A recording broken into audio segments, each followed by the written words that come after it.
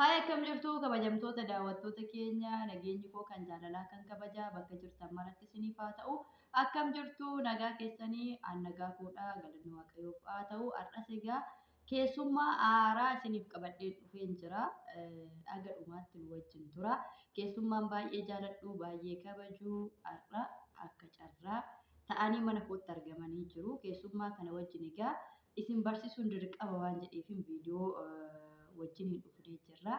Isin baruu turtiin keessan nu wajjin haa ta'u nagaa naaf gaafadhu daawwattoota keenya ilmaan koo akkam jirtu fayyaadhaa naan jedheen. Attam ilmaan koo daawwattoota keenya ilmaan koo nagaa jirtu attam jirtu attam.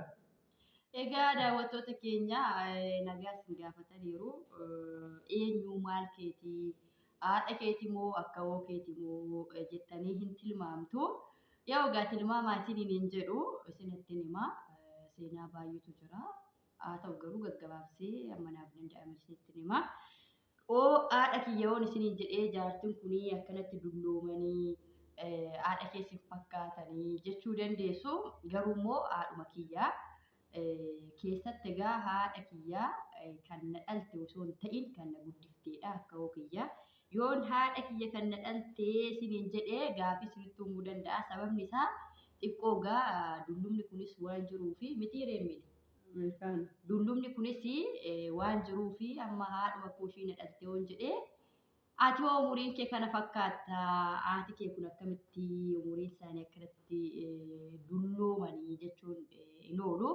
Kanaaf egaa haadha kiyyaa lammataati. Haati kiyyaa kan na deesse kan biraa yoo ta'u ishiin kun immoo milee kiyyaa akkawoo kiyyaa karaa abbaa kiyyaati.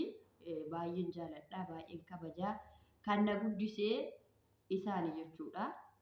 Waggaa tokkoo fi ji'a afurii kaasanii aga sadarkaa barnoota kiyya baradhee barnoota kiyya immoo xumuree biyya Arabaa deemee hojjedhee of jijjiiruu dirasitti baay'ee na wajjin kan dadhabanii baay'ee kan na guddisanii kan na jaalatanii dhuguma miti hiree kun soban qabu miti hiree jalqaba na guddisanii na baatanii na guddisanii waggaa tokkoof ji'a afur jechuun egaa isinuun beektu daa'ima xiqqoorraa kaasanii na guddisanii ergan immoo obbarii mana barumsaa na galchanii mana barumsaa koo aga kutaa tokkoo kaasee aga kutaa 10tti kunoo isaan kanatu na barsiisee akkawoo kiyyaa haadhuma kiyya egaa adda baasee isinitti muufini akka gaaffii isinitti nuumne adda baasee isinitti muufi malee haadhuma kiyyaa kunoo har'a akka carraa ta'ee na bira dhufanii anis dirqama haadha kiyya kana natti dadhabdee na guddiftee oolmaa baay'ee narraa qabdi.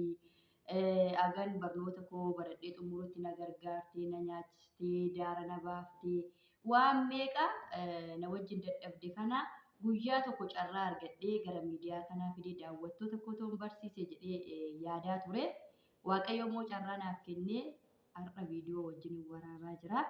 Egaa yoo himmee koo maalas gaafachuu barbaade seeti. Amma namni baay'een akkuma koo nan biyya Arabaa ture ijoollee baay'eetu nu hordofaa.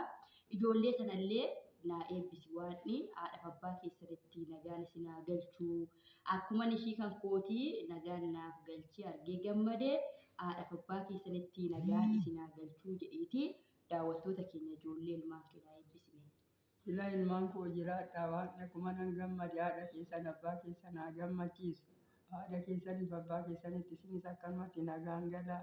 Ameen. Waan nagaan isin haa galchu. Ameen. Abbaan keessan haati keessan akkana nan gammadee kanaatti haa gammadan. Ameen. Nagaan galaa isinis akkanumatti.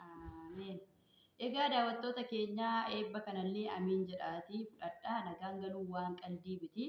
Egaa yeroo biyya Arabaa deemnee biyya Arabaa waggaa hedduu teenye inuma nu yaaddu miti hiree yoomuma naa galtii ilmaan koo kan jedhamu inuma yaaddoftu miti hiree. Yaaddofna yoom ilmoo keenya kana jaan arginaa yaaddofna. Jaan arginaa yoom akkana nuuf gara galtii nu gammachiifti kan jedhani baay'ee tokko hin yaadda'u. Kanaaf egaa hundumti keessanuyyuu biyyoota garaagaraa kan jirtanii amiin jedhaatii fudhadhaa eebba kanaa waan nagaan isin haa galchuu. Ani amma akkawoo koo kana baay'een jaaladha. Jaalala akkawoo kootii kana qabu maddee miti eenyuun olitti akkawoo kiyyan jaaladha. Sababa na guddifteefis nama dhugaa dubbachuudhaaf haadha na dhalte caala akka kiyya kunuu ishee kana jaaladha. Maaliif waggaa tokkoo fi ji'a afurii kaastee aga sadarkaa kanaatti akka amma nuuf beekee hojii tokko harka kiyyaan hojjedhutti sadarkaa barnoota irraa kaasee guddina irraa kaasee waa hundumaa kaasee akka koo kanatu baay'ee natti dadhabe baay'ee natti dhama'e. Kanaaf yeroo hundaa xiqqoo dhukkuba ishiillee hin jaaladhu gadda ishiillee hin jaaladhu gammachuu ishii hin jaaladha. Har'a immoo baay'ee natti tolee baay'ee fataa jedheen jira waliin sababni isaa akkatti argee yeroon biyya namaa jiru sana xiqqoogaa wayii ta'uu kan jedhu nan yaadda. Nagaadhaan immoo itti galee haala kanaan viidiyoo wajjin hojjechuun koo anaaf gammachuu guddaadha. Isinis nagaan galaan isiniin jedha. Kunoo jaartiin kunii fataa zanaa na wajjin jettee jirti.